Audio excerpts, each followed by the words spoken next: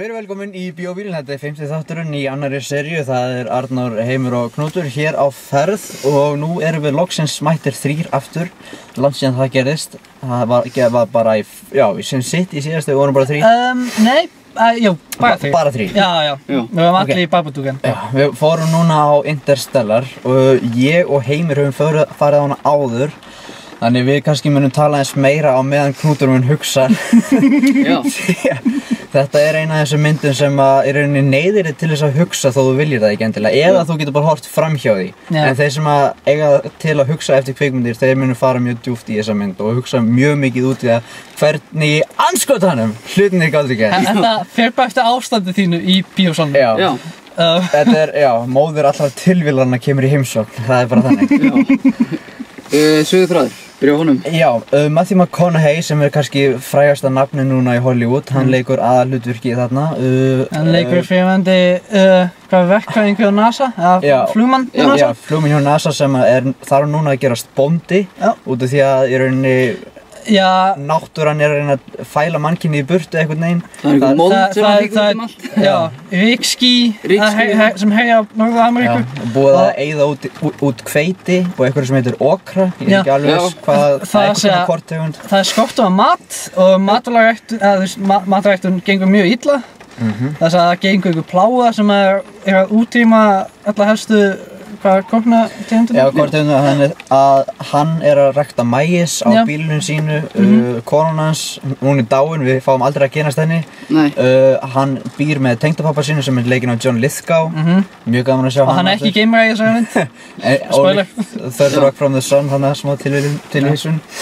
Og sérst, Matthew McConaughey, hann á heima á þessu bíli og er að sjá það að reyna að fæða fólkið á jörðinni. Já, hann er sendur út í geim til þess að finna nýjan stað fyrir jarðarbúa að búa á. Já. Hann er að stækka bílið sitt á... En hann einmitt í rauninni veit ekki það að hann er sendur út í geiminn. Við munum tala um það í öðrum þætti. En það er mjög skrítin ástæði fyrir því að bara hann sé í rauninni ásettur en ekki einhver annar. Já. Tilviljun dauðans.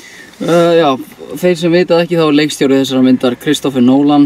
Hann er þekktastur fyrir Batman 3-leikinn nýja og Inception. Já, þessi mynd, hvað var að segja? Þessi mynd allan að skilja eftir orðlausan, það er allan að satt. Hún kom óvart. Já. Ok, fyrir minn smekk þá náttúrulega, ég persónulega er mikill aðdáandi Christopher Nolan. Ég hef séð allar myndir hans fyrir utan 2 og önnur er stuttmynd sem heitir Doodlebug. Ég hef ekki heldur séð Following en núna er ég búinn að sjá allar hinnar 8 og finnst þær allar bara mjög góða. Þessi Insomnia er sennilega talin svona sísta myndin hans. Þessi myndi ég er ekki viss hvar ég á að setja þessa. Ég er svona ennþá að melta þessa mynd. Kvikmyndatakan er að sjálfsögðu mjög flott eins og í fyrri myndunum hans og já, handritið er skrifað honum sjálfum, þannig að þetta er... Og bróður hans. Já, og sagan er mjög sérstök. Ég veit ekki, ef þið hafið eitthvað, ég er svolítið orðið sem þá, sko, ég bara... Ef Nolan hann ákvað að taka 2001, svona, og 2001 gera svona, það dálítið að sínu, sko, en samt er margt þessa mynd sem hann ger dálítið að sínu í einn, sko. Og bara taka það fram núna áður en við förum ekki lengra að við munum gera spoilersvæði dauðans af þessu þar sem við munum fara meira út í rauninni seinni hluta myndarinnar og þar sem ég mun kannski reyna aðeins að tengja þessar mynd við aðrar myndir sem fara út í svipaða hluti eins og vorum að tala núna 2001 og ég vil ekki segja meira aðeins að spilla í rauninni söguþræðum. Þess vegna ætla ég að tala þær myndir í öðrum þætti en varðandi þessa mynd og það sem við getum sagt án þess að fara út í spilliefni Það í rauninni að náttúrulega leikararnir, Matthew McConaughey, Anne Hathaway, John Lithgow, þetta allt mjög góðir leikarar og svo þarna, svo sem leikur dóttir Matthew McConaughey Hún leik í Jessica Chastain, Jessica Chastain, já. Og hún gerir þetta mjög vel og Casey Affleck og svo Topher Grace þarna. Já, það var gaman að sjá. Og einn óvæntur gestur sem ég ætla líka að nefna á nafn, þegar hann átt að koma á óvart. Og Michael Caine líka. Það er enda eitt af mínum uppáhaldsaugnablikkum í myndinni er þegar Topher Grace er kýldur. Yes! Það var yes! Þú átti þetta svo skilið. Þú varst aldrei Venom. Og svo náttúrulega það sem kannski stendur mest upp úr fyrir utan svona leikinn og allt það er tónlistin. Hún heldur þessu mjög mikið saman og ég mitt var aðeins að lesa þessa mynd eftir ég horfði á hana að Christopher Nolan, hann talaði við Hans Zimmermann sem býr til tónlistina og marga aðrar tónlistir. Mörg önnur lög fyrir kvikmyndir hans Christopher Nolans og Christopher Nolan sagði við Hans Zimmermann Hans Zimmer að ég vil búa til nýja tónlist, ég vil ekki nota endilega strengjahljóðfæri eða eitthvað, ég vil reyna að búa til nýja tegund af tónlist fyrir vísindatrilli og það sem notað þarna að það notað orgel sem ekki það mikið Þetta býr til svona classic sci-fi svona tónlistathema sem passar rosalega vel við.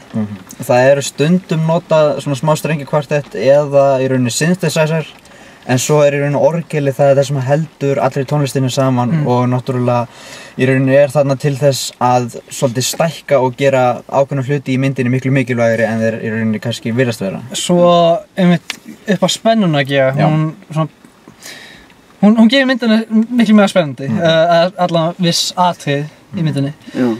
Ok, ef ég ætla að segja svona myndina, það eina sem er hægt að tala á þess að spilla myndinni eru þessi tæknilega atriði og persónulega fannst mér fannst leikurinn góður hjá Matthew McConaughey og Anne Hathaway og Michael Caine og bara flestum leikurunum hana Jessica Chastain og myndatakan að sjálfsögðu flott og lýsingin og þú veist tónlistin eins og Arnar talaði mér fannst hún góð og öll tæknilega atriðin eru mjög góð en það er svolítið erfitt að tala í rauninni söguþráðinn og söguna á þess að spilla einhverju. Þetta er svona og þetta er típisk Nolan-mynd. Það er tvistar út allt. Allir að dansa tvist. Ég þá kannski bara fara út í einhvernir og síðan fara í ég er alveg til í það. Þetta er mjög svona stutt hérna umfjöldin. Vonandi verður það, við náttúrulega veitum ekki hvað þetta verður lent. En ok, ég byrja bara og við erum með stjörnukerfið í þessari serju. Ég ætla að gefa þessari mynd 4 stjörnur út því að hún er mjög góð upp að ákveðnum punkti og þeir sem hafa séð myndina vita hvaða punktur það er og við munum fara út í þann punkt seinna en í rauninni svona í heildina að þá er þessi mynd, hún er að brjóta ákveðna veggi, hún er að taka áhættur sem er gaman þó kannski hún hittir ekki alveg í mark með áhættunum en það er gaman að sjá þessa mynd taka áhættur þessi mynd hún er góð í flesta staði, ekki alla þannig að ég mun gefa þessari mynd 4 stjörnur en ekki 5 stjörnur kannski eins og margir vísindaskáldskapar aðdáendur myndi gefinni þannig hún er mjög góð en hún er ekki fullkomin það eru svona mætti segja Nolan klísjur í þessari mynd og þeir sem þekkja Nolan klísjur eða eru aðdáendur af Nolan vita svona nokkurn veginn hvað ég á við annars er ég bara búinn með mína svona enga umfjöllun. Hefur þú byrjað undan? Já, sko, sammála Arnar með Nolan klísurnar en þú veist, mér var svo sem alveg saman þær og það er maður svona einlega venst þeim þegar maður búinn að horfa á flesta myndina hans og það sem ég kannski, ég eiginlega líka mjög vel við þessa mynd þrátt fyrir kannski vissa hluti. Eureka! En sko tækniperluna í þessari mynd eru virkilega vel gerðar og einmitt, þú veist, 2001 Space Odyssey það er einu af mínum uppáhaldsmyndum og mér líkaði mjög vel hvernig hann svona vísaði í hana og hvernig hann svona einhvern veginn ákvað að gera svona game ballettið svona að sínu eigin og hann tókst vel að útfæra það á stórskjáin það að segja upplifunin að vera í geiminum og einnig þetta er svona kannski með vísind mest svona scientifically correct myndir sem ég séð en það eru samt sum atriði sem voru kannski standa sig ekki við raunveruleikann, en ég get alveg litið fram hjá því og það sem ég kann gott að meta góð mynd og þetta góð mynd og hún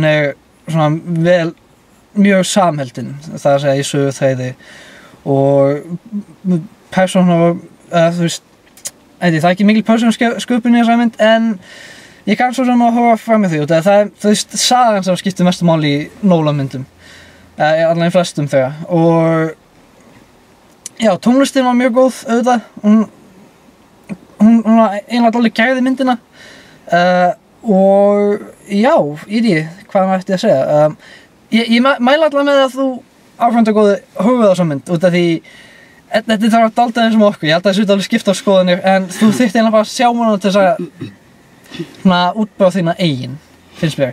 Svo ég mæli allavega með að horfa á þessa mynd. Ef þú ert, svona vísinda skáldskaparnörd, þá bara 100% mæli með þessari mynd. En ef þú ert bara hinn almenni, áhorfandi, þú veist ekki hvað myndi þetta að horfa þá.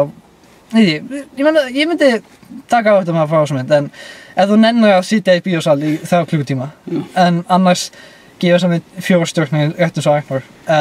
Hún hafði svona kost að kalla, en að mestu leyti þá fannst mér þetta vel heppnuð mynd, meðan við hvað Nolan var að takast á við.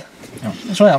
Ok, ég held að ég sé mesti Christopher Nolan aðdáandinn í þessum bíl, ég ekki viss samt, veit ég með ykkur, en hann einn af mínum uppáhaldsleikstjórum, ég bara viðurkenni það hér og ég hef uppáhaldsmyndina mínar eftir hann The Dark Knight og Batman Begins, The Prestige, Inception. Mér finnst þessar myndir mjög góðar og ég held mikið upp á þær. Þessi fannst mér ekki alveg, ég veit ekki af hverju í augnablikinu en mér fannst hún, ég ekki viss hvort að mér finnst hún verið í sama gæðaflokki. Það var eitthvað eins og við sögðum svona, við ætlum ekki að spilla neinu í þessu en svona undir lokinn þá var ákveðin atriði sem að svona, já, eru svolítið svona kannski passa bara einhvern veginn ekki alveg. En já, mér fannst leikurinn flottur hjá Matthew McConaughey og svona flestum leikurunum og allt það sem líkar vanlegast við í Nolan myndunum þarna og mér fannst eitt flott hvernig Christopher Nolan tókst að láta mig líða eins og ég væri í geimnum. Það var mjög, mér leiði raun eins og ég væri með geimförunum og það var mjög sérstök tilfinning og þetta góð bíóupplifun en svona í augnablikinu kannski á álitið mitt eftir að breytast þá ég mjög sammála þeim. Þetta ekki, ég myndi ekki gefa henni 5 stjörnur, ég myndi gefa henni frekar eins og við Arnór fórum á Nightcrawler daginn og mér finnst hún bara ekkert síðri heldur en þessi mynd. Og hún miklu ódýrar, ég heyrði að hún hefði verið gerð fyrir 3 milljónir. Já, okay. Þessi hvað þessi dýr? Þetta eitthvað... Margar milljónir! 200 og eitthvað milljónir, sko. Stjarnfræðilega dýr.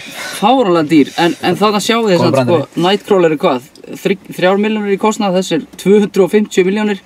Þetta heiminn og haf, en samt þær bara... Samt Nightcrawler ekkert síður en þessi. Þannig að ég ætla bara að gefa henni 4 stjörnur, alveg eins og Arnór og Heimir og ég bara sammála þeim dóm.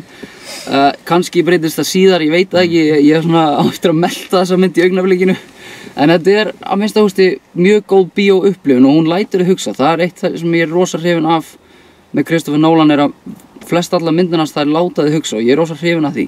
Maður svona, þetta svona eins og þegar maður sá 2001 að Space Odyssey fyrst þá eftir hana þá var maður svona svolítið mindblown og maður þarf að pæla svolítið í hlutunum og ég mjög hrifinn af því og hafði gaman af þessum svona lúmsku vitnunum í 2001. Þetta reynsla, þetta svona, þú veist, maður það að sjá þetta til þess að upplifa þetta. En hún verður sennilega umdeilt sérstaklega meðal svona vísinda skáldskapar nörda því að sum atriðin eru kannski eins og Heimir sagði rétt, þau eru meira svona já, kannski eitthvað leyfið sem að Nolan tekur sér en já, ég sammála þeim að 4 stjörnur finnst mér hæfa við þessa mynd í augnablikinu.